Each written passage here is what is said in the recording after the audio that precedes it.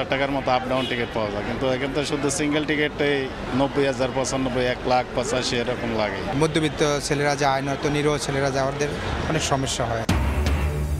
মধ্যপ্রাচ্যকে পুঁজি করে একটি চক্রের টিকিট কালোবাজারি। আকাশপথের ভাড়া 3 মাসে বেড়েছে প্রায় 40,000 টাকা। বিপাকে ওমরা যাত্রী ও প্রবাসীরা। তাগিদ মাদারগঞ্জে গ্যাসকোপ জামালপুর এক অনুসন্ধান প্রকল্প শুরু। প্রতিদিন 10 মিলিয়ন ঘনফুট গ্যাস উত্তোলন সম্ভব, পাওয়া যাবে প্রায় 30 বছর পর্যন্ত, বলছে পেট্রো বাংলা। প্রাণের বইমেলার জন্য আর মাত্র 5 দিন অপেক্ষা। অধীর আগ্রহে বইপ্রেমীরা। সেজে উঠছে সোহরাওয়ার্দী উদ্যানের মেলা প্রাঙ্গণ। স্টল প্যাভিলিয়ন নিয়ে ব্যস্ততা প্রকাশকদের।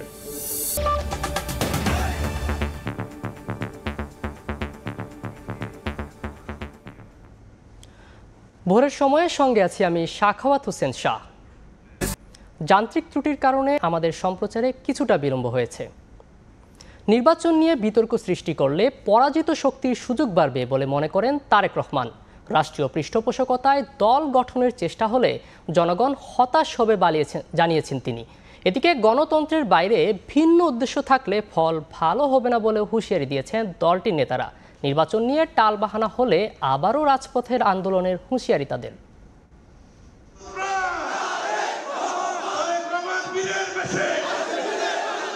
সারা দেশ থেকে এসেছেন শিক্ষাঙ্গনের সব অভিভাবক, এক হয়েছেন প্রীতি সমাবেশে।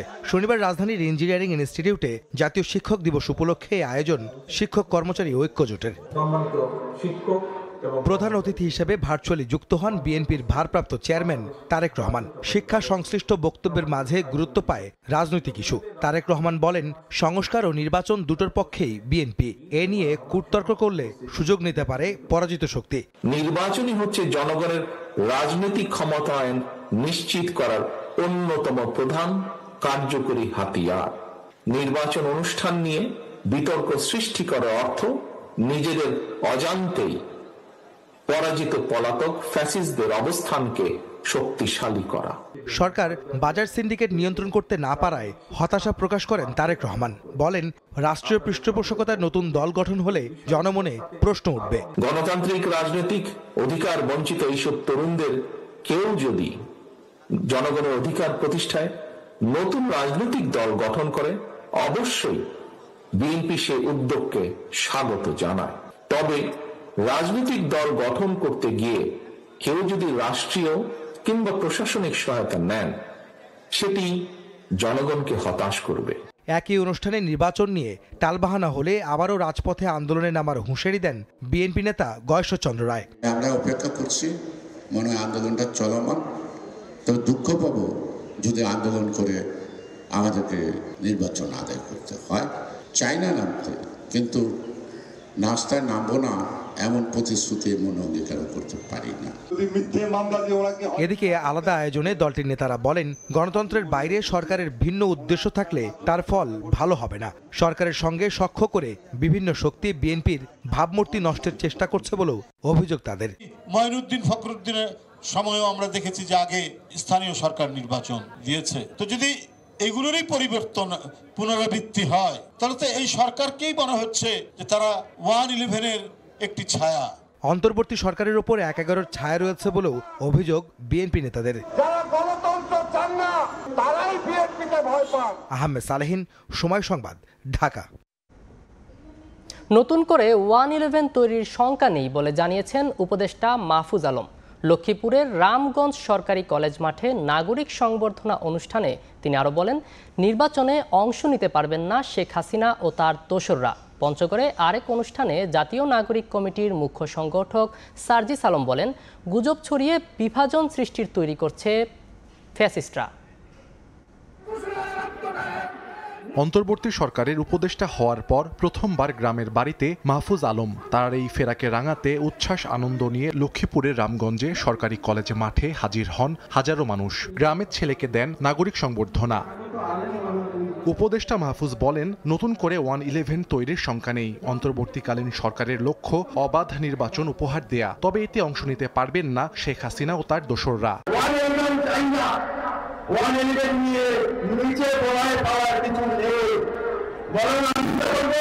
রাজনৈতিক দলগুলোকে বলবো, আসুন বাংলাদেশ পন্থার উপর দিয়ে আমরা যারা বেশিরভাগ বিরোধী শক্তি আছি ঐক্যবদ্ধ হই। এর আগে চাঁদপুরে পথসভায় মাহফুজ আলম বলেন, শেখ মুজিবের বাকশাল আর শেখ হাসিনার আওয়ামী লীগকে আর দেখতে চায় না এদেশের মানুষ।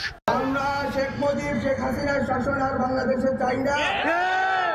বাংলাদেশে আওয়ামী লীগের শেখ হাসিনাদি ব্যবস্থা আর চাই না। আমরা চাই বাংলাদেশ বঞ্চিতদের হাতে থাকবে। বাংলাদেশে দিল্লি বঞ্চিতদের কোনো স্থান আর হবে না। এদিকে পঞ্চগড়ের মকবুলার রহমান সরকারি কলেজে মাঠে মাসব্যাপী তারুণ্য উৎসবে যোগ দিয়ে জাতীয় নাগরিক কমিটির মুখ্য সংগঠক সার্জিস আলম বলেন, স্বৈরাচার শেখ হাসিনা ও তার দোসররা গুজব ছড়িয়ে বিভাজন সৃষ্টির চেষ্টা করছে। পাচারকৃত টাকা দিয়ে বিভিন্ন গুজব সেল থেকে, বিভিন্ন তাদের ওই প্রোপাগান্ডা সেল থেকে তারা এগুলো ছড়াচ্ছে। কিন্তু আমরা মনে করি আমাদের এদিকে কান দেওয়ার আসলে সময় নেই। বাংলাদেশের মানুষ যথেষ্ট বিবেকবোধ সম্পন্ন, বাংলাদেশের মানুষ এগুলোকে পাত্তা দেয় না। জনগণ বিবেকবান হওয়ায় এই গুজবে শুধু বিনোদনের খোরাক পাচ্ছে বলেও মন্তব্য করেন সার্জিস। ওই পাচারকৃত টাকা দিয়ে বিভিন্ন সাহাল আব্দুল্লাহ আলভি, সময় সংবাদ। ফ্যাসিস্ট আওয়ামী লীগের সঙ্গে মিলে যাচ্ছে বিএনপির ভাষা। ফ্যাসিবাদের নতুন চরিত্র দেখছে দেশ, মন্তব্য করেছেন বৈষম্য বিরোধী ছাত্র আন্দোলনের মুখ্য সমন্বয়ক আব্দুল হান্নান মাসুদ। শনিবার বিকেলে রাজধানীর কারওয়ান বাজারে ইসলামী আন্দোলনের ঢাকা মহানগরী উত্তর শাখার সম্মেলনে বিশেষ অতিথি হিসেবে অংশ নিয়ে এ মন্তব্য করেন তিনি। আরও বলেন, যে চাঁদাবাজি দখলদারিত্ব আওয়ামী লীগ ছাত্রলীগ করেছে তা এখন আরেকটি দল করছে। প্রধান অতিথির বক্তব্যে ইসলামী আন্দোলনের আমির সৈয়দ মোহাম্মদ রেজাউল করিম বলেন, যারা দেশের মঙ্গল কামনা করেন তাদেরকে পরিবর্তনের চেষ্টা করতে হবে।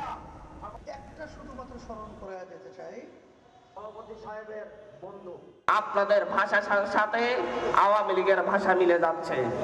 আপনাদের লক্ষ্য উদ্দেশ্যের সাথে দিল্লির দালালদের লক্ষ্য উদ্দেশ্য মিলে যাচ্ছে। সেই চাঁদাবাজি আওয়ামী লীগ করত, এখন আপনারা সেই চাঁদাবাজির হাত হস্তান্তর করে নিজেদের হাতে নিয়েছেন। আগামীর বাংলাদেশ যুবকদের হাতে নিরাপদ বলে মন্তব্য করেছেন জামায়াতে ইসলামীর আমির। বলেছেন, গত 17 বছরে দেশে সংগঠিত অপরাধের বিচার না হলে দুর্নীতি ও খুনের সংস্কৃতি বন্ধ হবে না।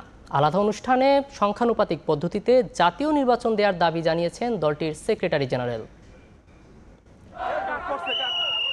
মিছিল স্লোগানে মুখর ভোলার রাজপথ। দীর্ঘ 18 বছর পর প্রকাশ্য কর্মসূচি নিয়ে মাঠে জামাতে ইসলামী। শনিবার দুপুরে ভোলা সরকারি স্কুল মাঠে কর্মী সম্মেলন আয়োজন করে দলটি। সকাল থেকে মিছিল নিয়ে নেতাকর্মীরা সম্মেলনে যোগ দেন। কানায় কানায় পূর্ণ হয়ে ওঠে মাঠ। এতে প্রধান অতিথি হিসেবে অংশ নিয়ে জামাতের সেক্রেটারি জেনারেল অধ্যাপক মিয়া গোলাম পরোয়ার সংখ্যানুপাতের পদ্ধতিতে জাতীয় নির্বাচন দেওয়ার দাবি জানান। আমরা যদি একটা সুষ্ঠু নির্বাচনের জন্য 15 বছর অপেক্ষা করতে পারি, তার একটা ভালো নির্বাচনের জন্য 2-4 মাস আগে হলো কি পরে হলো, এটা আমাদের কাছে গুরুত্বপূর্ণ নয়। আমাদের কাছে গুরুত্বপূর্ণ নির্বাচনটা নিরপেক্ষ হবে কিনা। এদিকে দিনাজপুরে 20 বছর পর জেলা কর্মী সম্মেলন অনুষ্ঠিত হয়। ঐতিহাসিক গড়ে শহীদ ময়দানেও ব্যানার ফেস্টুন দিয়ে যোগ দেন নেতাকর্মীরা। সম্মেলনের প্রধান অতিথির বক্তব্য রাখেন দলটির আমির ডাক্তার শফিকুর রহমান। বলেন, গত 17 বছরে দেশে সংগঠিত দুর্নীতি ও খুনের বিচার না হলে হত্যার সংস্কৃতি বন্ধ হবে না। আগামীর বাংলাদেশ যুবকদের হাতে নিরাপদ বলেও মন্তব্য করেন তিনি। তোমরা যে বৈষম্যহীন বাংলাদেশের স্লোগান দিয়ে বলেছিলে উই ওয়ান্ট জাস্টিস, আমরা তোমাদের সাথে আছি। আমরা তোমাদেরকে ভালোবাসি, তোমাদের অবদানের জন্য আমরা তোমাদের কাছে কৃতজ্ঞ এবং তোমাদেরকে আমরা শ্রদ্ধা করি। তোমরা আমাদের অহংকার, তোমরা আমাদের গর্ব। আগামীর বাংলাদেশ ইনশাল্লাহ আমরা তোমাদের হাতে তুলে দিতে চাই। জাতীয় ঐক্যের ভিত্তিতে জুলাই বিপ্লবের মূল চেতনাকে ধারণ করে নতুন বাংলাদেশ গঠনে দেশবাসীকে ঐক্যবদ্ধ থাকারও আহ্বান জানান জামায়াতের আমির। কেউ দোষী হলে বিচারের মাধ্যমে হবে। রিমু সিদ্দিক, সময় সংবাদ। ভাড়া নৈরাজ্য চলছেই। সপ্তাহে সপ্তাহে বাড়ছে টিকিটের দাম। বিশেষ করে মধ্যপ্রাচ্যগামী এয়ারলাইন্সগুলোর ভাড়া 3 মাসে বেড়েছে 30 থেকে 40 হাজার টাকা। ক্ষতিগ্রস্ত হচ্ছেন ওমরাসহ সাধারণ যাত্রী ও প্রবাসীরা। সিন্ডিকেট ভাঙতে সরকারকে উদ্যোগ নেয়ার দাবি যাত্রীদের। টিকিট কালোবাজারি বন্ধে একই দাবি এজেন্সিগুলোর। এ খাতের নৈরাজ্যে নতুন করে হাওয়া লাগিয়েছে শুল্ক বাড়ানোর সিদ্ধান্ত, বলছেন বিশেষজ্ঞরা। কাজল আব্দুল্লাহ রিপোর্ট। প্রবাসীরা যে কষ্ট করে বাইরে যায় সেই হিসাবে বিমান ভাড়া বা সরকারের সবকিছু একটা নিয়ন্ত্রণে রাখা উচিত। দেশ ছেড়ে বিদেশ পাড়ি। জুলাই আগস্ট পট পরিবর্তনের পর এসব প্রবাসীদের জন্য শাহজালাল বিমানবন্দরে নানা সুবিধা যোগ হলেও ধরাশায়ী হচ্ছেন টিকিট কিনতে। বিশেষ করে মধ্যপ্রাচ্যের যে কোনো রুটের টিকিট মূল্য শেষ 3 মাসে হয়েছে প্রায় দ্বিগুণ। বিদেশ যাওয়ার আগেই বাড়তি এই চাপ আর্থিক সংকটে ফেলেছে তাদের। গত কয়েক বছরের এই টিকিট কালোবাজারির মূলোচ্ছেদ চান রেমিটেন্স যোদ্ধারা। আসার সময় আমাদের 70,000 টাকার মতো আপ ডাউন টিকিট পাওয়া যায়, কিন্তু এখানে তো শুধু সিঙ্গেল টিকিটে 90,000, 95, 1,85,000 এরকম লাগে। মধ্যবিত্ত ছেলেরা যায়, নয়তো নিরীহ ছেলেরা যায়, ওদের অনেক সমস্যা হয়। সিন্ডিকেটে দৌড়াতে বেশি চাপে পড়েছে ওমরা যাত্রী ও সংশ্লিষ্ট এজেন্সিগুলো। কম খরচে ওমরা করতে চাওয়া যেমন অনিশ্চিত হয়ে পড়ছে, তেমনি প্যাকেজ তৈরি করতে গিয়ে অস্বস্তিতে এজেন্সি মালিকরা। বিগত সময়গুলোতে দেখেছি যে একটা সিন্ডিকেট, তো এখন বর্তমান সময় কেন সেই একই রকম সিন্ডিকেটের মধ্যে পড়ে গেছি আমরা তো আসলে বুঝতে পারছি না। এয়ারলাইন্সের পলিসি বা তাদের সফটওয়্যারটা ওইভাবে মেকানিজম করা যে সাপ্লাই যত কম হবে বা ডিমান্ড যত বাড়তে থাকবে তত টিকিটের প্রাইসগুলো বাড়তে থাকবে। জ্বালানি খরচ না বাড়লেও সৌদিগামী বিভিন্ন এয়ারলাইন্সের মার্চের টিকিটের দাম এখনই দাঁড়িয়েছে 95,000 থেকে 1,10,000 টাকা, যা 3 মাস আগেও ছিল 75 থেকে 80,000 টাকায়। আকাশপথের লাগামহীন ভাড়ায় যোগ হওয়া বাড়তি শুল্ক মরার ওপর খাড়ার ঘা হচ্ছে বলে দাবি করছেন বিশেষজ্ঞরা। সরকার নিজেই বাড়িয়ে দিচ্ছে, এক্সাইজ ডিউটি বসিয়েছে, ট্রাভেল ট্যাক্স বাড়িয়েছে, হ্যাঁ ডোমেস্টিকে 200 টাকার উপরে বেড়েছে, হ্যাঁ ইন্টারন্যাশনালে ক্ষেত্র ভেদে 25% পর্যন্ত বেড়েছে। সো এইটা তো অ্যাড আপ হচ্ছে to the ticket fair. So আমি একদিকে সরকার হয়ে আমি বলছি যে তোমরা ভাড়া কমাও, আবার অন্যদিকে আমি ভাড়া বাড়িয়ে দিচ্ছি। এইটাতে কি দাঁড়াচ্ছে? এটাতে তো একটা সম্পূর্ণ বৈপরীত্য দেখা যাচ্ছে। তথ্য বলছে ইতিহাদ সহ কিছু ফ্লাইট বন্ধ হয়েছে বাংলাদেশ থেকে, কিন্তু ভাড়া বাড়াচ্ছে মূলত কৃত্রিম সংকট সৃষ্টি করা গ্রুপ টিকিটিং। মধ্যপ্রাচ্যগামী প্রবাসীদের পুঁজি করেই টিকিট কালোবাজারি সিন্ডিকেট গড়ে তুলেছে একটি চক্র। এ বিষয়ে যাত্রীদের বরাবরের মতো অভিযোগ এবং স্টেক হোল্ডারদের নানা পরামর্শ থাকা সত্ত্বেও কোনো পরিবর্তন মিলছে না। বিষয়টি গুরুত্বের সঙ্গে না দেখলে টিকিট কালোবাজারি সিন্ডিকেট বন্ধ হবে না বলে মনে করছেন খাত সংশ্লিষ্টরা। কাজল আব্দুল্লাহ, সময় সংবাদ, ঢাকা। আর মাত্র 5 দিন পর অসংখ্য গল্পকথার সমাহার নিয়ে আসছে অমর একুশে বইমেলা। নানা রঙে নানা ঢঙে সেজে উঠছে সোহরাওয়ার্দী উদ্যানের মেলা প্রাঙ্গণ। স্টল প্যাভিলিয়ন নিয়ে প্রকাশকদের ব্যস্ততা কেমন চলছে জানিয়েছেন মার্জিয়া শ্রেয়া।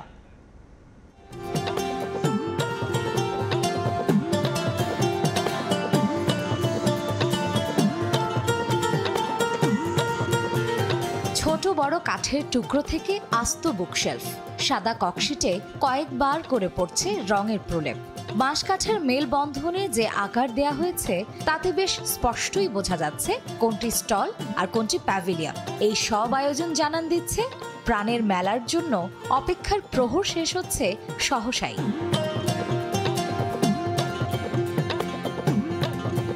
দ্রুতলয়ে কাজ করছেন রং ও কাঠ মিস্ত্রিরা। সকাল থেকে রাত অবধি চলছে তাদের কর্মযজ্ঞ। লক্ষ্য জানুয়ারি শেষ না হতেই স্টল প্যাভিলিয়নকে চূড়ান্ত রূপ দেয়া। মালিক বলছে 1 তারিখের আগে হয়তো যত দ্রুত সম্ভব আমাদের কাজ শেষ করতে হবে। আমরা 3টে ডবল স্টলের কাজ নিয়েছি, কাজ আর 2 দিন পর কমপ্লিট হয়ে যাবে ইনশাল্লাহ।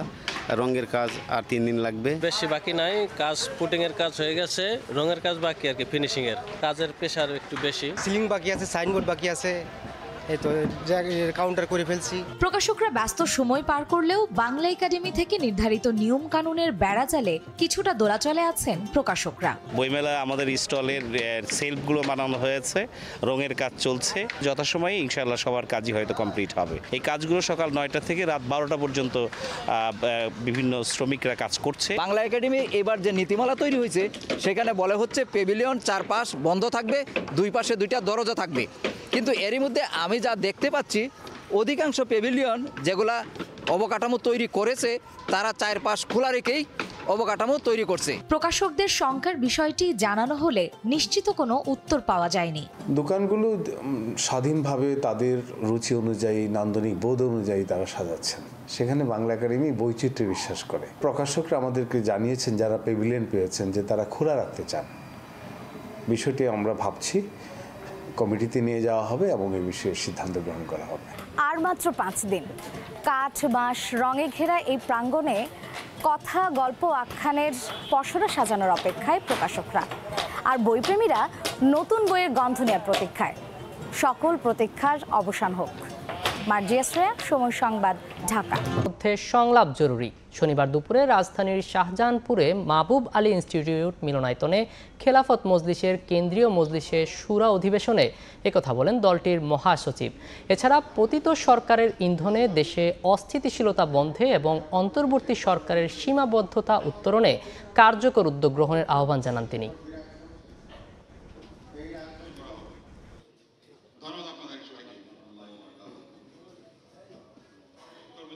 আল্লাহর প্রতি অবিচল আস্থা ও বিশ্বাসকে সংবিধানের অন্যতম মূলনীতি হিসেবে প্রতিস্থাপন করে রাষ্ট্রধর্ম ইসলাম ও বহাল এবং কোরআন সুন্নাহর বিরোধী কোনো আইন পাশ না হওয়ার নিশ্চয়তা সংবিধানের প্রয়োজনীয় সংস্কার করতে রাজনৈতিক দলগুলোকে নিয়ে কার্যকর উদ্যোগ গ্রহণ করেন বা আইনশৃঙ্খলা পরিস্থিতি রক্ষাকারী বাহিনীর পোশাকি পরিবর্তনের চেয়েও সেবা অনৈতিক মানগত উন্নতি নিশ্চিত করার দাবি জানাচ্ছি। গাজীপুরে জমকালো অনুষ্ঠানের মাধ্যমে আনুষ্ঠানিকভাবে উদ্বোধন করা হয়েছে আকিজ বেকার্স লিমিটেডের premium chocolate brand high five chocolate. শনিবার সন্ধ্যায় টঙ্গীতে ফ্যাক্টরি প্রাঙ্গণে এ অনুষ্ঠানে আকিজ গ্রুপের ব্যবস্থাপনা পরিচালক শেখ জামিল উদ্দিন, বাংলাদেশে নিযুক্ত তুরস্ক দূতাবাসের রাষ্ট্রদূত রামিজ সেন ও আকিজ বেকার্সের পার্টনার্স এবং টিমের সদস্যরা উপস্থিত ছিলেন। আকিজ গ্রুপের ব্যবস্থাপনা পরিচালক শেখ জামিল উদ্দিন জানান, প্রতিটি চকলেটের বিক্রি, প্রতিটি নতুন পার্টনারশিপ এবং প্রতিটি ভোক্তার হাসি হয়ে উঠবে টিমওয়ার্ক এবং সংকল্পের প্রতিফলন। আকিজ বেকার্স লিমিটেডের অগ্রগামী মনোভাবের প্রশংসা করেন তুরস্কের রাষ্ট্রদূত।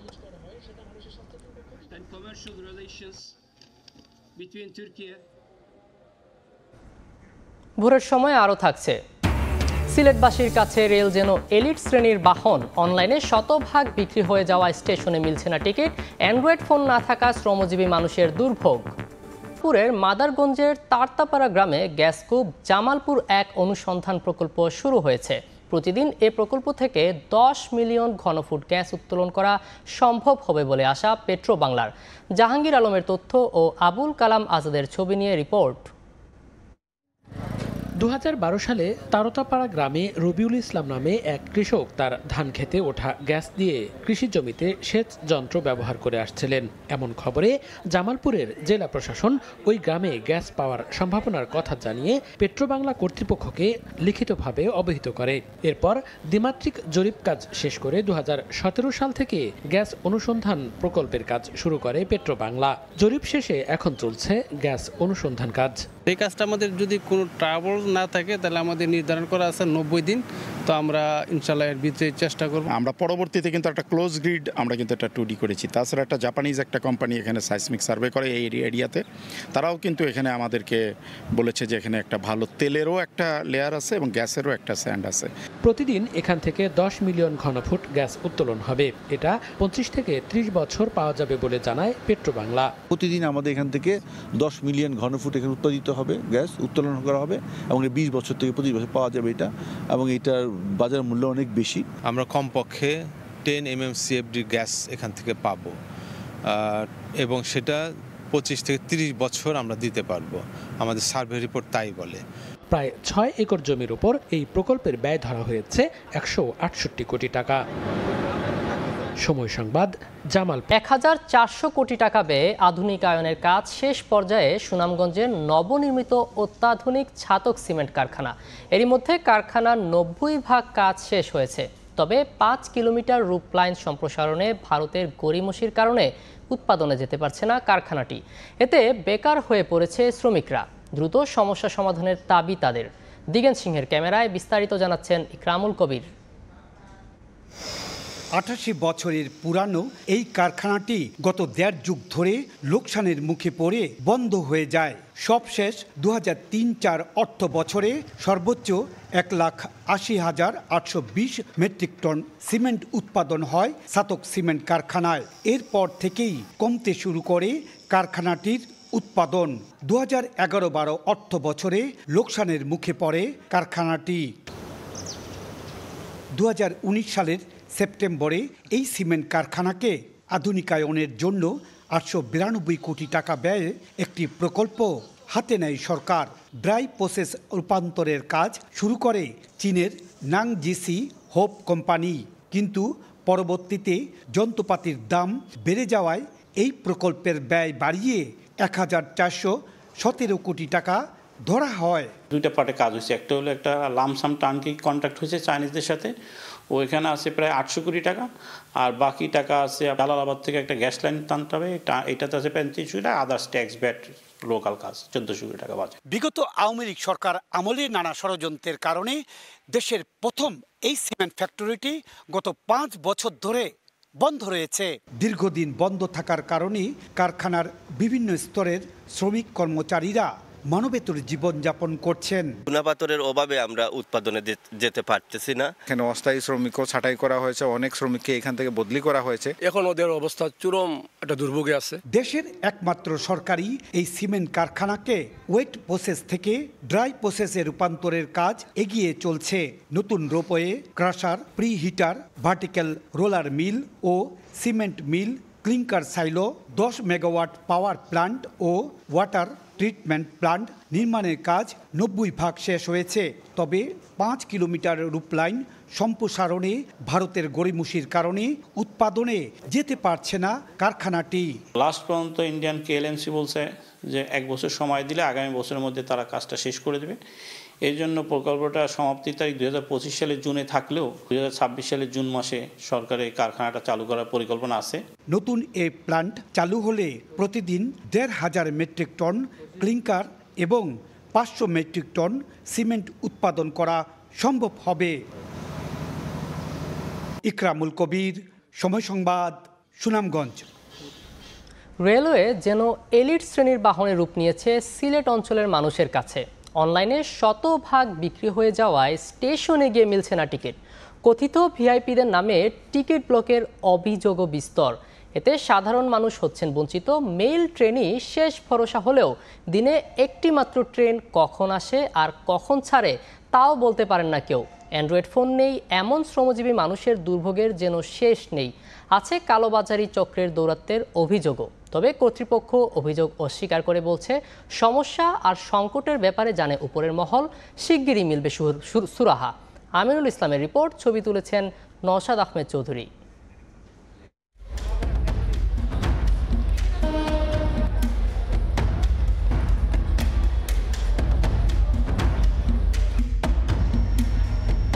রেলওয়ে সিলেট অঞ্চলের মানুষের নিত্যদিনের প্রয়োজনে অত্যন্ত গুরুত্বপূর্ণ এক বাহন। দিনে ও রাতে দেশের বিভিন্ন প্রান্তে সব শ্রেণী পেশার মানুষের নিরাপদে চলাচলে বহু বছর ধরে ভূমিকা রেখে আসলেও কয়েক বছর ধরে অনলাইন সেবার নামে ভোগান্তিতে শ্রমজীবী নিম্ন আয়ের মানুষের বড় একটি অংশ। একদিন আগ থেকে 2 দিন আগ থেকে টিকিট বুকিং হয়ে যায়, নেটের মাধ্যমে টিকিট বিক্রি হয়ে যায়। এখন তো সাধারণ মানুষ তো আমি তো মোবাইল টিপতে পারি না, আমি কীভাবে টিকিট করব। সিলেট থেকে ঢাকা ও চট্টগ্রামগামী ট্রেনে যাত্রীর চাপ অনেক। টিকিট সংগ্রহ করতে হচ্ছে যাত্রার 10 দিন আগে। তবে 5 মিনিটের মধ্যেই সব টিকিট বুকিং হয়ে যাওয়া নিয়ে আছে নানা প্রশ্ন।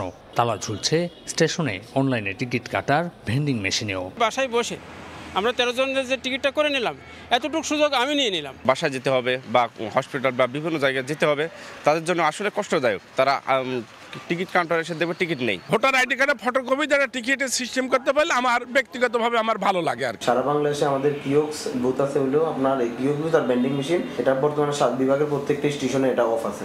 চট্টগ্রাম ও সিলেটের সঙ্গে গেল 20 বছরের বেশি সময় ধরে চলছে মাত্র 2 জোড়া ট্রেন। তার উপর আছে কোড সংকট। 11 দিন আগে টিকিট ছাড়ছে, সেই টিকিট কাটছি, কিন্তু টিকিট ছাড়ছে রাত্রে অনলাইনে, বিকালবেলায় টিকিট নাই। আমার মাইয়া অনলাইনে করে, আমি তো অনলাইন চিনি না। 50% টিকিট কাউন্টারে থাকলে জনগণের সুবিধা হয়। আন্তনগর ট্রেনগুলোতে টিকিট কালোবাজারি চক্রের দৌরাত্ম্যের অভিযোগ কম নয়। আছে ভিআইপিদের জন্য টিকিট ব্লক করার অভিযোগও। একজন ব্ল্যাকার চক্রের সদস্য মুঠোফোনে এসব তথ্য জানালেন সময় সংবাদকে। ভিআইপিদের জন্য কি ব্লক রাখে নাকি? প্রত্যেকটা গাড়ি কিছুটা অংশ মনে করেন যে 4 ভাগে 3 ভাগ অনলাইনে কাউন্টারে চলে আসে, অফলাইন অনলাইন 1 ভাগ আপনার টিকিট কিছু রাখা হয় ভিআইপিদের জন্য। আন্তনগর ট্রেনে কথিত এলিট শ্রেণীর মধ্যে টিকিট নিয়ে যখন এমন অবস্থা, তখন সাধারণ নিম্ন আয়ের ও লেখাপড়া জানেন না এমন মানুষের একমাত্র ভরসার জায়গা মেল ট্রেনের অবস্থাও বেহাল। দীর্ঘদিন ধরে বন্ধ হয়ে আছে 2 জোড়া মেল এক্সপ্রেস। আগে লোকাল ট্রেন ছিল যেমন সুরমা, কুশিয়ারা, মেল, জালালাবাদ, পরে আগে ছিল মিস্টেন লাতুর গাড়ি, এগুলো তো নাই। তবে টিকিট ব্লকের বিষয়টি অস্বীকার করে নানা সংকট ও সমস্যার বিষয়কে সামনে আনলেন রেলওয়ের এই কর্মকর্তা। বললেন শিগগিরই মিলবে সুরাহা। অনেক বাহিনী দিয়ে তদন্ত করা হচ্ছে, কিন্তু আমার রেল থেকে কোনো ব্লক হয় না। ট্রেনের ভিতরে পর্যাপ্ত চেকিং করতাম, এনআইডির সাথে মিল নিতে পারি, কিন্তু আমাদের পর্যাপ্ত টিটি নাই। পর্যাপ্ত বগি যদি বাড়ানো যায় তাহলে কিন্তু যে কোনো লোকই এখন কাটতে পারতেছে না, 1 ঘন্টা পরে ঠিকই কাটতে পারে। সিলেট অঞ্চলে রেলওয়ের কুশিয়ারা ও জালালাবাদ মেল এক্সপ্রেস বন্ধ, আর ঢাকা সিলেট রুটে 4 জোড়া আন্তনগর এক্সপ্রেস ট্রেন চলাচল করছে। নানা ভোগান্তি এবং সংকট কাটিয়ে উঠতে পারলে এই রেলওয়ে হয়ে উঠবে সবচেয়ে সুবিধাজনক বাহন।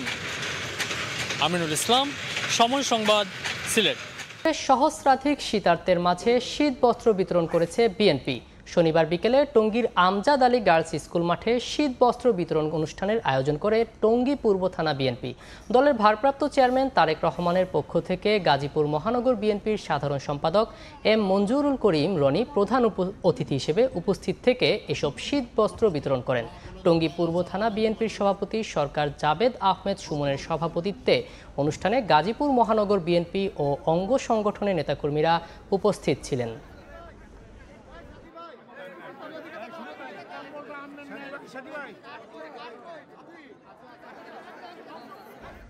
দূষণের শীর্ষ তালিকায় থাকা নরসিংদীর হাড়িধোয়া নদীর স্বাভাবিক গতিপ্রবাহ ফেরাতে কচুরিপানা অপসারণ শুরু করেছে জেলা প্রশাসন।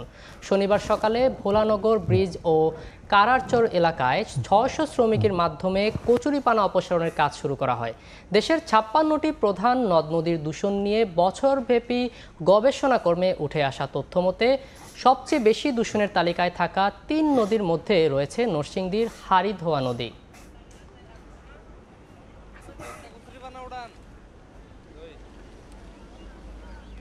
ভোরের সময় এই ছিল আমার কাছে। পরবর্তী সংবাদগুলো জানাতে সঙ্গে থাকবেন কাজল আব্দুল্লাহ।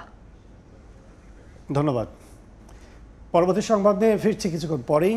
দেখছেন ভোরের সময়, সঙ্গে থাকুন সময়।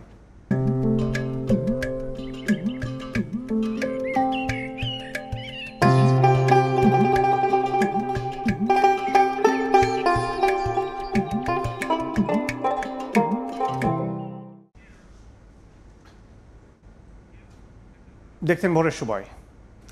3 বছরও সম্পূর্ণ হয়নি ময়মনসিংহে 30 সালের পোড়াবাড়ি সেতুর নির্মাণ কাজ। 2 দফা মেয়াদ বাড়িয়ে 70% কাজ হয়, তবে জমি অধিগ্রহণ জটিলতায় থমকে আছে বাকি 30% কাজ। এতে দীর্ঘদিনের পুরনো ঝুঁকিপূর্ণ বেইলি সেতুটি দিয়ে চলাচলে বাধ্য হচ্ছে যানবাহন ও স্থানীয়রা। বর্ধিত সময়ে নতুন সেতুটি নির্মাণ নিয়ে শঙ্কা এলাকাবাসী। তবে নির্ধারিত সময়ে কাজ শেষ করতে দ্রুত ভূমি অধিগ্রহণ জটিলতা দূর করার আশ্বাস এলজিইডির। হোসেন আলীর ছবিতে ওবায়দুল হকের প্রতিবেদন। ঝুঁকি নিয়ে যাতায়াত করছে মানুষ, চলছে যান। মরিচা ধরা নরবরের সেতুটির বেশিরভাগ স্টিলের পাটাতন দেবে গেছে। এমন নাজুক অবস্থা ময়মনসিংহের ত্রিশাল উপজেলার পোড়াবাড়ি বাজারে খিরু নদীর উপর নির্মিত বেইলি সেতুর। 1982 সালে নির্মিত বেইলি সেতুটি নির্মাণের 1 যুগ পেরুতেই মরিচা পড়ে ভাঙতে শুরু করে পাটাতন, যেখানে প্রায়ই ঘটছে দুর্ঘটনা। ভয় তো লাগে এইসব সময় যদি নিচে পড়ে যায়। 8-10 বছর ধরে এই অবস্থা। এই ঠিক করে কিছুদিন চলে আবার এরকম হয়ে যায়। ট্রাক আসার সময় একজন সাইড দিয়ে আসতেছে, রাস্তায় পড়ে একজন মারা গেছে। দিনের বেলা দেখে শুনে যাওয়া যায়, কিন্তু রাত্রের বেলা অন্ধকার থাকে। ঝুঁকিপূর্ণ এই সেতুটি দিয়ে চলাচলকারী মানুষের দীর্ঘদিনের দাবির প্রেক্ষিতে 2022 সালের ফেব্রুয়ারিতে নতুন একটি সেতুর নির্মাণ কাজ শুরু হয়। তবে 3 বছর হতে চললেও এখনও শেষ হয়নি কাজ। 2023 সালের 26 আগস্ট কাজ শেষ হওয়ার কথা থাকলেও 2 দফা সময় বাড়িয়ে চলতি বছরের জুন পর্যন্ত সেতুটির নির্মাণ কাজের সময় বাড়ানো হয়েছিল। তবে প্রায় 3 মাস ধরে বন্ধ কাজ। স্থানীয়দের অভিযোগ, জমি অধিগ্রহণ না করেই স্থানীয় সরকার প্রকৌশল অধিদপ্তর সেতুটির কাজ করায় দেখা দিয়েছে জটিলতা। সালাপটা আমরা করতে পারছি না, কাজ বাধা দিয়ে দিচ্ছে, এই কারণে কাজটা আমাদের বন্ধ। এই জমি ক্লিয়ার না করে তারা ব্রিজের কাজ আরম্ভ করে দিচ্ছে। তো ওনারা যদি আমার কোনো ক্ষতিপূরণ না দেয় তাহলে আমি এখন কেমনে কি করি? জমি যতটুকু আছে অতটুকু নিয়ে যা, তাতে দুঃখ নাই, আমরা উচিত মূল্য চাই। গত বছরের নভেম্বরে জমি অধিগ্রহণের জন্য আবেদন করে এলজিডি। নির্ধারিত সময়ে সেতুর নির্মাণ কাজ শেষ করতে দ্রুত অধিগ্রহণের কাজ সম্পন্ন করার প্রক্রিয়া চলছে বলে জানিয়েছেন উপজেলা প্রকৌশলী। জেলা প্রশাসকের মাধ্যমে জমি অধিগ্রহণের কাজ শেষ হলেই আমরা দ্রুত সময়ের মধ্যেই ব্রিজের কাজ শেষ করতে সক্ষম হব। প্রায় ৭০ মিটার দীর্ঘ পোড়াবাড়ি সেতুর নির্মাণ ব্যয় ধরা হয়েছে ৮,৬৮,০০,০০০ টাকা। ওবায়দুল হক, সময় সংবাদ, ময়মনসিংহ। স্বেচ্ছাশ্রমে ৫ গ্রামের যাতায়াতের রাস্তা তৈরি করছেন জামালপুর সদর উপজেলার চান্দের হাওড়া গ্রামের ৩ শতাধিক মানুষ। তাদের এই কাজে নিজেদের সম্পৃক্ত করেছেন গ্রামের ছাত্র জনতা এবং রাজনৈতিক দলের নেতাকর্মীরাও। বিরল এই ঘটনায় পুরো এলাকায় চাঞ্চল্যের সৃষ্টি হয়েছে। জামালপুর থেকে জাহাঙ্গীর আলমের তথ্য ও আবুল কালাম আজাদের ছবি নিয়ে রিপোর্ট। দীর্ঘদিনের দাবি পূরণ না হওয়ায় অবশেষে কোদাল ঝুড়ি নিয়ে নিজেরাই নেমে পড়েছেন রাস্তা নির্মাণে। জামালপুর সদর উপজেলার মেষ্টা ইউনিয়নের চান্দের হাওড়া গ্রামে ঝিনাই নদীর উপর স্থায়ী কোনো সেতু না থাকায় দীর্ঘদিন ধরে এই এলাকার মানুষ ৪ উপজেলায় যাতায়াতে চরম দুর্ভোগে পড়েন। কিন্তু সড়ক না থাকায় নদীর উপর সেতু নির্মাণও অনিশ্চিত হয়ে পড়েছে। তাই এক হয়েছেন ৫ গ্রামের ৩ শতাধিক মানুষ। স্বেচ্ছাশ্রমে আড়ংহাটি মসজিদ থেকে চান্দের হাওড়া বাজার পর্যন্ত ১.৫ কিলোমিটার রাস্তা নির্মাণ কাজ শুরু করেছেন তারা। দীর্ঘদিনের জন্য এখানে রাস্তাঘাট না থাকার কারণে আমরা এখানে সকল সুবিধা বঞ্চিত থেকে আমরা বঞ্চিত হয়েছি। রাস্তা নাই, কিচ্ছু না, জায়গা জমিতে ফসল ফলায় ঠিক মতো বেচা কিনি করতে পারি না আমরা, কারণ কিসের জন্য? রাস্তা নাই। রাস্তার দরকার, আমরা রাস্তা করবো, এই জন্য আমরা পরিশ্রম দিতে আছি। রাস্তাটি নির্মাণে এলাকাবাসীর স্বেচ্ছাশ্রমের পাশাপাশি এগিয়ে এসেছেন বৈষম্য বিরোধী ছাত্র এবং স্থানীয় জনপ্রতিনিধিরাও। এই ক্ষেত্রে বৈষম্য বিরোধী ছাত্র আন্দোলন জামালপুর জেলা সর্বাত্মকভাবে প্রথম থেকে সহযোগিতা করে যাচ্ছে এবং ভবিষ্যতে সহযোগিতা করবে। আমাদের আশা হলো তাদেরকে সাহস যোগানোর জন্য। আসলে এই মুহূর্তে আমাদের সামর্থ্য নাই, আমরা সশরীরে এসে তাদেরকে সাহস যোগাচ্ছি, উৎসাহ দিচ্ছি, পাশাপাশি ব্যক্তিগত অনুদান থেকে আমরা সামান্য সহযোগিতা করার চেষ্টা করছি। ১১ জানুয়ারি থেকে শুরু হওয়া স্বেচ্ছাশ্রমে রাস্তা নির্মাণের কাজ চলবে টানা ১৫ দিন। সময় সংবাদ, জামালপুর। নেই অ্যাপ্রোচ ও সংযোগ সড়ক। নির্মাণের পর ২২ বছর ধরে পরিত্যক্ত অবস্থায় পড়ে আছে শেরপুরের কাটাখালী ব্রিজ। এতে যাতায়াতে চরম বিপাকে এলাকাবাসী। বিকল্প সড়ক দিয়ে অতিরিক্ত পথ পাড়ি দিয়ে যেতে হচ্ছে স্থানীয় বাজারে। সমস্যা সমাধানের আশ্বাস স্থানীয় সরকার প্রকৌশল বিভাগের। শহীদুল ইসলাম হীরার তথ্য ও বাবু চক্রবর্তীর তোলা ছবি নিয়ে রিপোর্ট। শেরপুরের শ্রীবর্দী উপজেলার লক্ষ্মীডাংরি সহ ১০ গ্রামের কয়েক হাজার মানুষের চলাচলের জন্য ২০০৩ সালে নির্মাণ করা হয় কাটাখালী ব্রিজ। তবে ওই বছরই অ্যাপ্রোচ সড়ক বন্যায় ক্ষতিগ্রস্ত হয়। এরপর থেকেই বন্ধ রয়েছে যান চলাচল। রাজনৈতিক প্রতিহিংসায় সড়ক ও ব্রিজটি মেরামতে কোনো উদ্যোগ নেয়নি বলে অভিযোগ স্থানীয়দের। দ্রুত সময়ের মধ্যে অ্যাপ্রোচ সহ সম্পূর্ণ সড়কটি মেরামত করে যানবাহন চলাচলের উপযোগী করে তোলার দাবি তাদের। বিএনপির আমলে করছে, এটা আওয়ামী লীগ সরকারে এর মধ্যে তো চায় থেকে দেখে নাই যে এটা প্রতিহিংসাই করে নেই আপনার এই রাস্তাটা। ব্রিজের এই পাশেও ভাঙা, ওই পাশেও ভাঙা, সবসময় গাড়িতে চলাফেরা করতে পারি না। আপনাদের কাছে দাবি যাতে এই ব্রিজটা অতি তাড়াতাড়ি সচল হয়। ব্রিজটি পরিত্যক্ত থাকায় স্থানীয় কৃষক তাদের উৎপাদিত পণ্য পরিবহনে বাধাগ্রস্ত হয়। এতে ন্যায্য মূল্য থেকেও বঞ্চিত হচ্ছেন তারা। এমনকি ৫ কিলোমিটার অতিরিক্ত পথ পাড়ি দিয়ে যেতে হচ্ছে স্থানীয় বাজারে। ব্রিজের উপর দিয়ে যে গাড়ি নিয়ে আসবো, এটা তাদের ভাগ্য এ পর্যন্ত হয় নাই। অ্যাম্বুলেন্সের একটা গাড়িও আসতে পারে না, ফায়ার সার্ভিসের যে গাড়িটা আছে এই গাড়িগুলো আসতে পারে না। ডিজাইন জটিলতা বিষয়ক সমস্যার কথা তুলে ধরে স্বল্প সময়ের মধ্যে অ্যাপ্রোচ সড়ক সহ ব্রিজটি চলাচলের উপযোগী করার আশ্বাস এলজিইডির। ডিজাইন অনুমোদন হওয়ার পরে আমরা এস্টিমেট করে হেডকোয়ার্টারে পাঠাবো।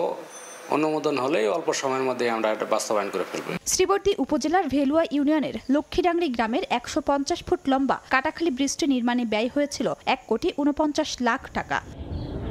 সময় সংবাদ, শেরপুর। মহাকবি মাইকেল মধুসূদন দত্তের ২০১তম জন্মদিন উপলক্ষে সাগরদাঁড়িতে চলছে ৭ দিনব্যাপী মেলা।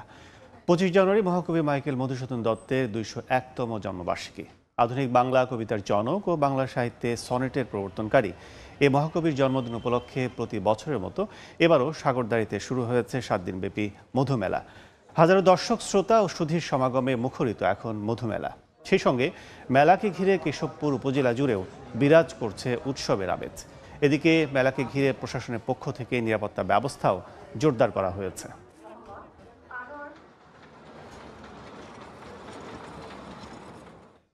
হিমেল বাতাস আর কনকনে ঠান্ডায় নওগাঁর বরেন্দ্র জনপদে ব্যাহত হচ্ছে জনজীবন। শীতের সবশেষ খবর জানাতে এই মুহূর্তে বালুডাঙ্গা বাস টার্মিনাল এলাকায় আছেন সহকর্মী এম আর রকি। সরাসরি যাচ্ছি তার কাছে।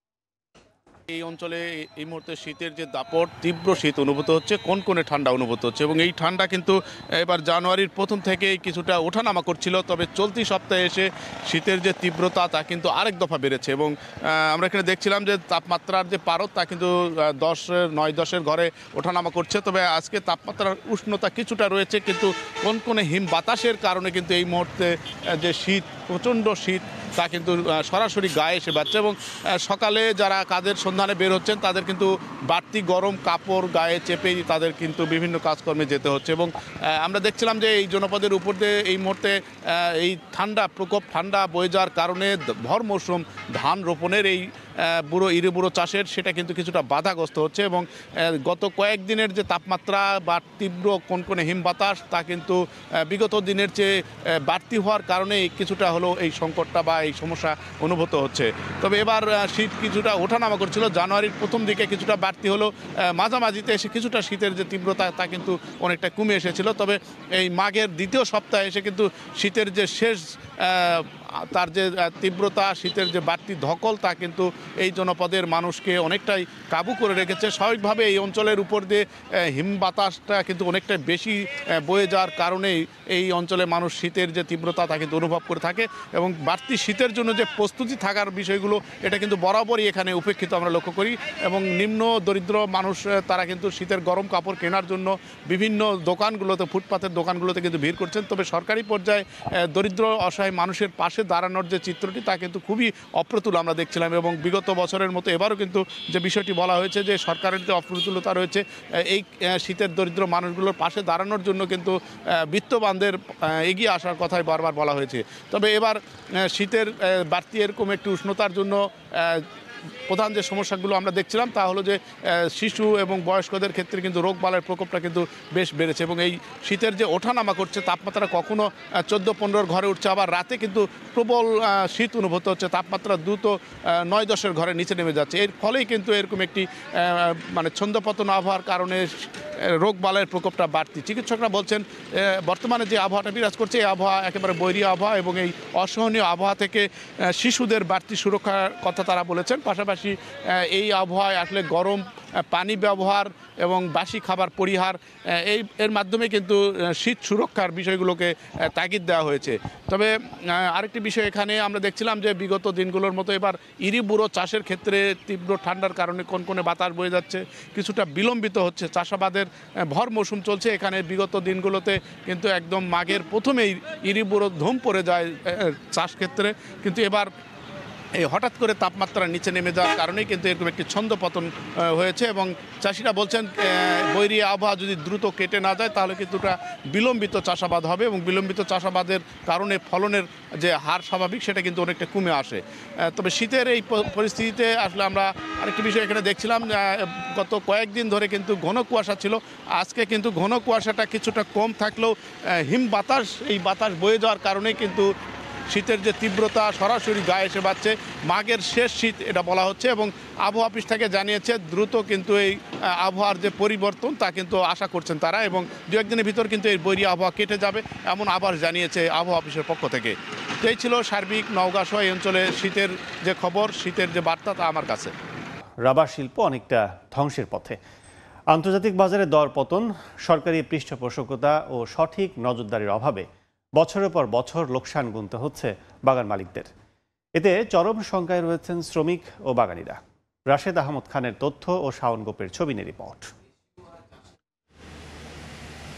গাছের মাঝামাঝি কাঁচি দিয়ে কাটা হয় বাকল, তা দিয়ে বের হয় সাদা কষ, পাত্রে জমা হয় ফোটায় ফোটায়, পরে সেগুলো সংগ্রহ করে নানা পদ্ধতিতে উৎপাদন হয় রাবার। রাবার বাগানের চিত্র এটি। গত এক যুগ আগেও হবিগঞ্জ ছিল রাবার উৎপাদনে দেশের অন্যতম জেলা, কিন্তু আন্তর্জাতিক বাজারে রাবারের মূল্য কমে যাওয়ায় অনেকটাই ধস নেমেছে এ শিল্পে। বাগান থেকে অবৈধভাবে বালু উত্তোলন, দুর্নীতিবাজ কর্মকর্তা কর্মচারীর যোগসাজশে রাবার পাচার, শ্রমিকের ন্যায্য মজুরি না দেয়া, আবাসন ও জনবল সংকট সহ নানা সমস্যাকে দায়ী করছেন এ শিল্পের সঙ্গে জড়িতরা। একটা রাবার বাগানের একটা গাছের মেয়াদ হয়েছে আপনার 30 বছর। ওভার হয়ে গেছে। এই কারণে মনে করেন রাবার বাগানে গাছে আগে যেগুলা কষ দিত বেশি বেশি কষ দিত, এখন মনে করেন ওই রকম কষ দেয় না। কিছু কিছু কষ আপনার এই নির্দিষ্ট সেন্টার যেগুলো ট্র্যাক্টর দ্বারা কারখানায় নেওয়া হয়, আর কিছু কিছু এলাকায় কষ কারখানা ধারে কাছে হওয়াতে এগুলা আমরাই বহন করে নিয়ে কারখানাতে দিয়ে আসি। ফিল্ড থেকে টেপাররা কষ আনে, ফ্যাক্টরিতে আনার পরে আমরা টাঙ্কিতে সিট বসাই, পরের দিন আমরা রুলিং করিয়া একদিন 6 ঘন্টা শুকানোর পরের দিন ঢুকাই। আমরা কাজ করিয়া আমরা তো পড়তায় গিরে না, সংসার নিয়ে চলতে পারি না, বাচ্চা কাচ্চা নিয়ে চলতে পারি না। সরকার যেন আমাদের দিকে একটু নজর দেয়। বাগান মালিকদের অভিযোগ, শিল্প পণ্য হিসেবে ব্যবহৃত রাবারে ভ্যাট দিতে হচ্ছে 15%। এতে লোকসানের মুখে তারা। বেশিরভাগ গাছের বয়সে 32 বছর হয়ে যাওয়াতে আমরা উৎপাদনটা তুলনামূলকভাবে কম পাচ্ছি। প্রায় 440 একর পুনর্বাসন বাগান, যেটাকে নতুন বাগান বলা হয়, এটার সিজন কাজ সম্পন্ন হয়েছে। 2027 সালে আমরা প্রায় 100 একর বাগানের ট্যাপিং কার্যক্রম নতুনভাবে শুরু করতে পারবো। তাতে আমাদের উৎপাদন অধিকাংশ হারে আবার তো বৃদ্ধি পাবে। জেলায় উৎপাদন উপযোগী সরকারি রাবার বাগান 2টি আর ব্যক্তি মালিকানাধীন বাগান 7টি।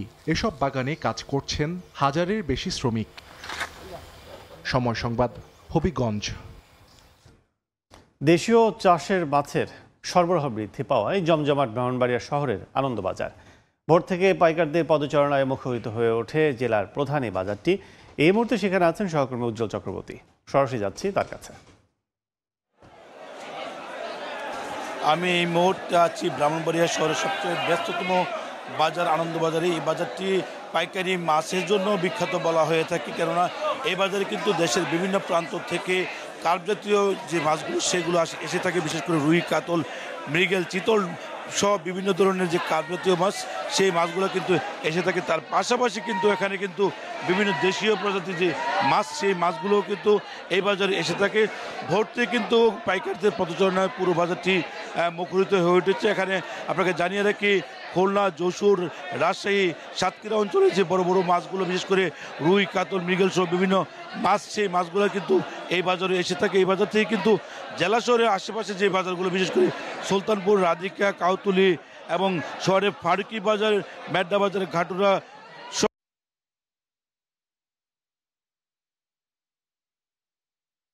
পাইকার এবং যারা আছে বিক্রেতা এবং আড়তদার, তাদের পদচারণে পুরো বাজারটি মুখরিত হয়ে উঠেছে, যার কারণে কিন্তু ভোর থেকে বাজারটি কিন্তু জমজমাট হয়ে উঠেছে। এখানে আমরা বেশ কয়েকজন পাইকারের সাথে কথা বলছিলাম, তারা কিন্তু আমাদেরকে জানিয়েছেন এখানে কার্প জাতীয় মাছের পাশাপাশি দেশীয় মাছের যে দোকান, সেই দোকানে কিন্তু এই বাজারে বেলা বাড়ার সাথে সাথে কিন্তু বাড়ছে। আপনাকে জানা যাচ্ছে এই বাজার থেকে কিন্তু আশেপাশে যে বাজার, সবগুলো বাজারে কিন্তু পাইকারিভাবে মাছ বিক্রি হয়ে থাকে। আমি কিছুক্ষণ আগে এখানে আড়তদারের সাথে কথা বলি, তারা আমাদেরকে যেমনটা জানিয়েছেন, রুই মাছ প্রকার ভেজে 300 থেকে 350 টাকা ধরে বিক্রি হচ্ছে, কাতল মাছ 300 থেকে 300 বিক্রি হচ্ছে, নিভাবে পানাস মাছ 100 থেকে 150 টাকা করে প্রকার ভেজে বিক্রি হচ্ছে। দেশীয় তেলাপিয়া মাছ যেগুলো বিক্রি হচ্ছে 120 থেকে 180 টাকা ধরে কেজি করে কিন্তু বিক্রি হচ্ছে। সব মিলিয়ে কিন্তু যে মাছের বাজারে যে সরবরাহ, সেটা কিন্তু এখনো কিন্তু জমজমাট হয়ে গেছে। এখানে দেশীয় মাছের মধ্যে আমরা যেটা লক্ষ্য করেছি, পাবদা, ট্যাংরা, মেনি, পুঁটি সব বিভিন্ন ধরনের মাছ কিন্তু আসতে শুরু করেছে, যেহেতু এখন শুষ্ক মৌসুমে কিন্তু যে মাছের যে দোকান বাজারে কিন্তু সেটা অনেকটাই ভরপুর বলে আমরা লক্ষ্য করেছি। সব মিলিয়ে যে এই বাজারে কিছু পাইকাররা বিভিন্ন বাজারে জেলা শহরে আশেপাশে যে বাজারগুলো আছে, সবগুলো বাজারে কিন্তু এখান থেকে কিন্তু মাছগুলো সরবরাহ করা হয়ে থাকে। আমরা পাইকারদের সাথে কথা বলছিলাম, তারা বলছে যে সময়তে মাছের আমদানি এই বাজারে বৃদ্ধি পায়, তখন দামটা কিছুটা কম থাকে আমদানির উপর। এখানে যে বাজারে বর্তমান যে মাছগুলো বিক্রি হচ্ছে 80 থেকে 100 টাকা এবং রুই, কাতল উপর নির্ভর করে আসলে বাজার দর। এখানে যে বাজারে বর্তমান যে মাছগুলো বিক্রি হচ্ছে, তেলাপিয়া 120 থেকে 180 টাকা প্রকারভেদে এবং কাতলা, রুই, কাতল 350 থেকে 400 টাকা ধরে প্রকারভেদে বিক্রি হচ্ছে। অর্থাৎ 2 কেজির উপরে যে মাছগুলো, সেগুলোর দাম কিছুটা তুলনামূলকভাবে বেশি। এখানে যে খুচরা যে পাইকারিদের পাশাপাশি খুচরা যে ক্রেতা, তাদের সাথে কথা বললাম, তারা বলছে কিছুটা বাজারে সরবরাহ বৃদ্ধি হচ্ছে, কিছু দামটা কিছুটা বৃদ্ধি। তো এই ছিল আমার কাছে ব্রাহ্মণবাড়িয়া যে আনন্দবাজার থেকে পাইকারি মাছের হাট থেকে যে মাছের সরবরাহের সর্বশেষ তথ্য। বিদেশি শিক্ষার্থী প্রবেশের সংখ্যা কমানোর পদক্ষেপ বাস্তবায়ন শুরু করেছে কানাডা। শুক্রবার দেশটির অভিবাসন মন্ত্রণালয় এক বিবৃতিতে জানায়, এখন থেকে স্টাডি পারমিট আবেদনকারীদের কানাডার যে কোনো একটি প্রদেশে প্রত্যয়নপত্র জমা দিতে হবে। এছাড়া চলতি বছর যারা দেশটিতে মাস্টার্স এবং পোস্ট ডক্টরাল করতে যাবেন, সেই শিক্ষার্থীদেরও এই প্রত্যয়নপত্র জমা দেওয়ার নিয়ম করা হয়েছে। সংশ্লিষ্টরা বলছেন, দেশটির এমন সিদ্ধান্তে বিপাকে পড়তে পারেন বিদেশি শিক্ষার্থীরা। আন্তর্জাতিক শিক্ষার্থীদের প্রবেশে লাগাম টানছে কানাডা। টানা দ্বিতীয় বছরের মতো দেশটিতে বিদেশি শিক্ষার্থীর সংখ্যা কমাতে যাচ্ছে দেশটির সরকার। শুক্রবার কানাডার অভিবাসন মন্ত্রণালয় জানায়, এবছর দেশটিতে 4,37,000 শিক্ষার্থীকে স্টাডি পারমিট দেয়া হবে, যা গত বছরের তুলনায় 10% কম। এর অংশ হিসেবে এখন থেকে স্টাডি পারমিট আবেদনকারীদের কানাডার যে কোনো একটি প্রাদেশিক বা টেরিটোরিয়ায় প্রত্যয়নপত্র জমা দিতে হবে। এছাড়া চলতি বছর যারা দেশটিতে মাস্টার্স এবং পোস্ট ডক্টরাল করতে যাবেন, সেই শিক্ষার্থীদেরও এই প্রত্যয়নপত্র জমা দিতে হবে। এর আগে 2023 সালে 6 লাখের বেশি বিদেশি শিক্ষার্থী কানাডায় পড়াশোনার সুযোগ পেয়েছিল। এর মাধ্যমে দেশটিতে সক্রিয় ভিসাধারী শিক্ষার্থীর সংখ্যা পৌঁছায় 10 লাখে। ট্রুডো প্রশাসন জানায়, অভিবাসীর সংখ্যা বেড়ে যাওয়ায় আবাসন সংকট দেখা দিয়েছে কানাডায়। বাড়তি জনসংখ্যার কারণে চাপ তৈরি হয়েছে স্বাস্থ্যসেবা ও শিক্ষা খাতে। এছাড়া অতিমাত্রায় বেড়ে গিয়েছে আবাসন ব্যয়। এসব খাতে সংকট তৈরি হওয়ায় চাপের মুখে পড়েছে সরকার। এ কারণে দেশটিতে অভিবাসীর সংখ্যা কমাতে গেল বছর স্টাডি পারমিট কমিয়ে দেয় কানাডা। আশ্রয় ও অভিবাসীদের কাজের সুযোগের জন্য সুনাম রয়েছে কানাডার। বিশেষ করে স্বল্পোন্নত দেশগুলোর শিক্ষার্থী ও অভিবাসন প্রত্যাশীদের পছন্দের তালিকায় শীর্ষে রয়েছে দেশটি। তবে সংশ্লিষ্টরা বলছেন, দেশটির নতুন পদক্ষেপে বিপাকে পড়তে পারেন বিদেশি শিক্ষার্থীরা। কাকুলি আখতার, সময় সংবাদ। শুরু হচ্ছে বিপিএল এর ঢাকা পর্ব। দিনের প্রথম ম্যাচে সিলেট স্ট্রাইকার্সে মুখোমুখি হবে ফরচুন বরিশাল। শীর্ষে 2 থেকে ফাইনাল খেলার বাড়তি সুযোগ নিতে এ ম্যাচে জয়ের দিকেই নজর রাখছেন বরিশাল অলরাউন্ডার মোহাম্মদ নাবি। এবার আসরের উইকেটেরও প্রশংসা করেছেন তিনি। হোম অফ ক্রিকেটে ম্যাচ শুরু দুপুর 1:30টায়। এছাড়া সন্ধ্যা 6:30টায় টেবিল টপার রংপুর রাইডার্স মুখোমুখি হবে দুর্বার রাজশাহীর।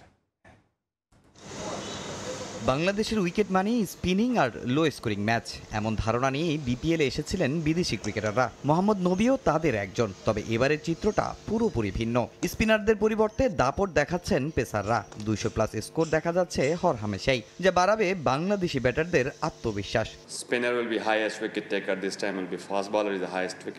আগে স্পিনাররা সর্বোচ্চ উইকেট শিকারী হতো, তবে এবার পেসাররা ভালো করছে।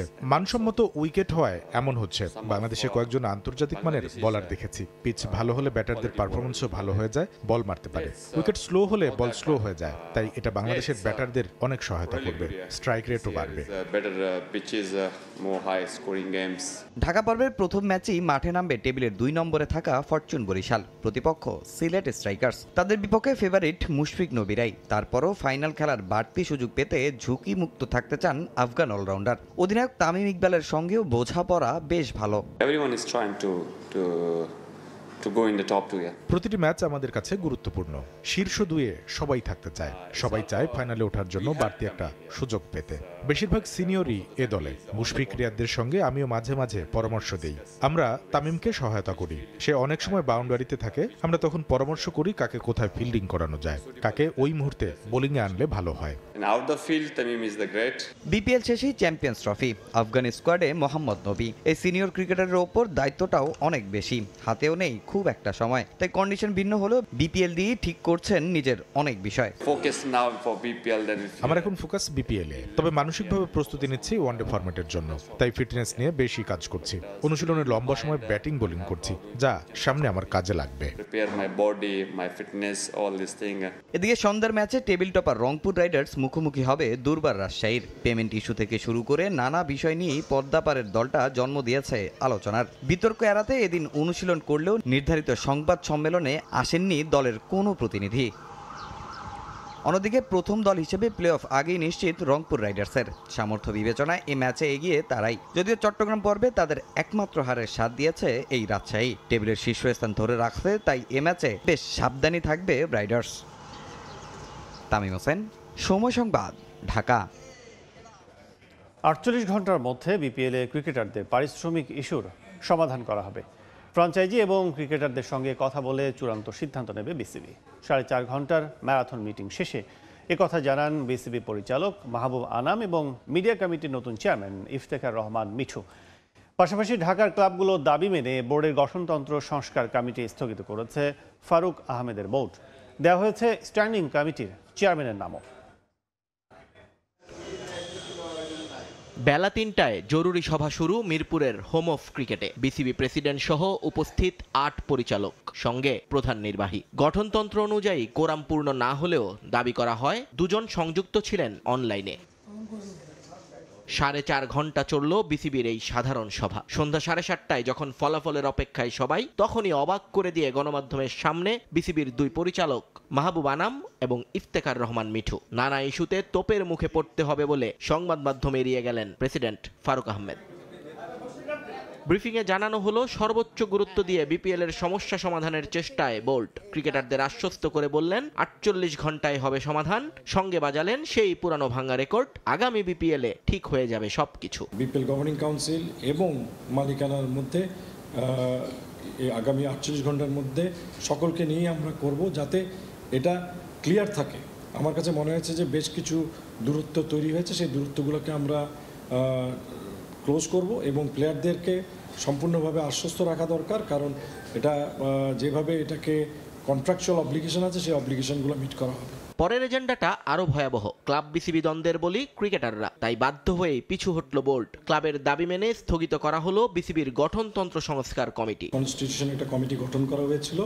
আজকের বোর্ডের সিদ্ধান্ত মোতাবেক তাদের কার্যক্রমটা এখন স্থগিত করা হয়েছে এবং পরবর্তীতে এই কমিটি পরিবর্তন করা হবে এবং এদের কাজের পরিধি এবং এটা টার্মস অফ রেফারেন্স তৈরি করার পরে বাকি কার্যক্রম করা হবে। গঠন করা হলো বিসিবির স্ট্যান্ডিং কমিটিগুলোকেও। আপাতত চেয়ারম্যানের নাম ঘোষণা করে দায়িত্ব সারলেন ফারুক আহমেদ, যেখানে বহুল আলোচিত ক্রিকঅপস পেয়েছেন নাজমুল আবেদিন ফাহিম। স্ট্যান্ডিং কমিটিটা দেওয়া হয়েছে, হ্যাঁ, চেয়ারম্যান শুধু, আর চেয়ারম্যানদের দায়িত্ব দেওয়া হয়েছে যে এই 2 সপ্তাহের মধ্যে তারা তাদের পূর্ণাঙ্গ কমিটিটা দেওয়ার। Cricket operation Nazmul Abedin Fahim, finance committee Fahim Sina, tournament committee Akram Khan, grounds committee মাহওয়ানাম, marketing and commercial Faruque Ahmed উনি নিজে রেখেছে, আর উমেন্স কমিটি নাজমুল আবেদিন ফাহিম। আম্পায়ারদের বেতন বাড়ানোর সিদ্ধান্ত নিয়েছে ক্রিকেট বোর্ড। ক্রিকেটারদের মতো গ্রেডিং পদ্ধতি থাকছে সেখানেও। মানে প্রেসিডেন্ট সহকারে 10 জন। নিয়ন মোহাইমিন, সময় সংবাদ, ঢাকা। প্রিমিয়ার লিগের পর ফেডারেশন কাপেও মোহামেডানকে হারাতে চায় ফকিরের বুল ইয়াংম্যানস। লিগ টপার সাদা কালোদের হারিয়ে আত্মবিশ্বাস বাড়ার সঙ্গে উজ্জীবিত হয়েছে ফুটবলাররাও। এদিকে ফেডারেশন কাপের শিরোপায় চোখ রহমতগঞ্জের। শক্তিশালী ঢাকা আবাহনীকে হারিয়ে গ্রুপ চ্যাম্পিয়ন হতে চায় পুরান ঢাকার দলটি। এবারের বিপিএল ফুটবলে সবচেয়ে বড় অঘটন ঘটিয়েছে ফকিরের পুল ইয়াংম্যানস। উঠতে থাকা মোহামেডানকে হারিয়ে আলোচনায় মতিঝিলের দলটা। ফুটবলে যে কোনো দলই বড় নয় তা আরও একবার প্রমাণ করেছে তারা। এবারের আসরে দুর্দান্ত ছন্দে থাকা মোহামেডানকে প্রথম হারের তিক্ততা দিয়েছে ফকিরের পুল। সাদা কালোদের বিপক্ষে 1-0 গোলের জয়টা অবশ্য অপ্রত্যাশিত ছিল পয়েন্ট টেবিলের নিচে থাকা দলটার কাছে। আমাদের ম্যাক্সিমাম প্লেয়ারই বিসিএল এর, তো আমাদের বিশ্বাস ছিল যে আমাদের যে আগের প্লেয়ারগুলো, ক্লাবের যে আগের প্লেয়ারগুলো ছিল সেগুলোর প্রতি একটা আমাদের বিশ্বাস ছিল। সেই বিশ্বাসের ফলশ্রুতিতে আমরা ডে বাই ডে আমরা উন্নতি করছি। এর ধারাবাহিকতায় মোহামেডানের সাথে যদিও আমরা এতটা ভালো করবো এটা আশা করিনি, কিন্তু বাট খেলোয়াড়রা সেটা প্রমাণ করেছে যে না, সম্ভব। বিসিএল চ্যাম্পিয়ন হয়ে লম্বা সময় পর প্রিমিয়ার লিগে ফিরেছে মতিঝিল পাড়ার ক্লাবটি। জোড়াতালি দিয়ে গুছিয়েছে দল, তাই মোহামেডানের মতো দলকে হারিয়ে আত্মবিশ্বাস বেড়েছে তাদের। এছাড়া মধ্যবর্তী দল বদলে নিজেদের শক্তিমত্তা বাড়াতে চায় তারা। ইনশাল্লাহ, যেহেতু মোহামেডানকে আসলে কেউ তো হারাতে পারেনি, আমরা হারিয়ে একটা নজির স্থাপন করছি। এটা আমার মনে হয় যে আরও ক্লাবগুলোর একটা চ্যালেঞ্জ হিসেবে নিবে। আমরা হয়তো সেই রাস্তাটা দেখালাম, ইনশাল্লাহ হয়তো সামনের ম্যাচে আরও ভালো কিছু করে দেখাতে পারবে। ফেব্রুয়ারিতে ফেডারেশন কাপে মোহামেডানের বিপক্ষে মাঠে নামবে ফকিরের পুল। প্রিমিয়ার লিগের জয় পুঁজি করেই ফেডারেশন কাপেও জয় তুলে নিতে চায় তারা। এদিকে ফেডারেশন কাপে একের পর এক চমক দেখাচ্ছে রহমতগঞ্জ। মোহামেডানকে হারিয়ে টুর্নামেন্ট শুরু করেছিল তারা। গ্রুপ পর্বে শীর্ষস্থান নিয়ে ঢাকা আবাহনীর সঙ্গে লড়াই চালিয়ে যাচ্ছে পুরান ঢাকার ক্লাবটি। এবার তাদের চোখ শিরোপায়, হারাতে চায় ঢাকা আবাহনীকেও। মোহামেডান আবাহনীর সাথে আমরা আগেও অনেক ভালো ভালো রেজাল্ট করেছিলাম। এখন বর্তমানে আমরা তাদের সাথে তাল মিলিয়ে কাজ করছি যে আমাদের টিমও মোটামুটি ভালো আছে। আমরা আশা করি তাদের সাথে কাছাকাছি থাকবো আর কি। আর প্লেয়াররা ভালোভাবে খেলতেছে, আশা করি আমরা ফেডারেশন কাপ ভালো একটা রেজাল্টই করব। পুরান ঢাকার ঐতিহ্যবাহী ক্লাব রহমতগঞ্জ। স্থানীয় প্রতিভাবান খেলোয়াড়দের জন্য অত্যাধুনিক মানের একাডেমি করার পরিকল্পনা করছে ক্লাবটি। রিফাতুল ইসলাম মিরন, সময় সংবাদ, ঢাকা। এ পর্যায়ে শীর্ষ সংবাদগুলো জানিয়ে দিচ্ছে আরেকবার। 70,000 টাকার মতো আপ ডাউন টিকিট পাওয়া যায়, কিন্তু এখান থেকে শুধু সিঙ্গেল টিকিটে 90,000, 95, 1,85,000 এরকম লাগে। মধ্যবিত্ত ছেলেরা যায়, নয়তো নিরীহ ছেলেরা যাওয়ার অনেক সমস্যা হয়। মধ্যপ্রাচ্যকে পুঁজি করে একটি চক্রের টিকিট কালোবাজারি। আকাশপথে ভাড়া 3 মাসে বেড়েছে প্রায় 40,000 টাকা। বিপাকে ওমরা যাত্রী ও প্রবাসীরা, সিন্ডিকেট ভাঙার দাবি। মাদারগঞ্জে গ্যাসকূপ জামালপুরে এক অনুসন্ধান প্রকল্প শুরু। প্রতিদিন 10 মিলিয়ন ঘনফুট উত্তোলন সম্ভব। পাওয়া যাবে প্রায় 30 বছর পর্যন্ত, বলছে পেট্রোবাংলা। প্রাণের বইমেলার জন্য অপেক্ষা আর মাত্র 5 দিন। অধীর আগ্রহে বই প্রেমীরা। সেজে উঠছে সোহরাওয়ার্দী উদ্যানের মেলা প্রাঙ্গণ। স্টল, প্যাভিলিয়ন নিয়ে ব্যস্ততা প্রকাশকদের।